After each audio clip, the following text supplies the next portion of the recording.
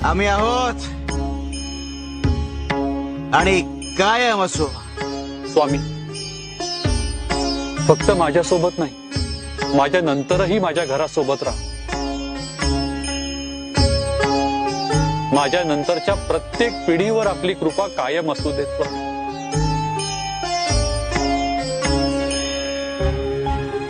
तुला अभिवचन देतो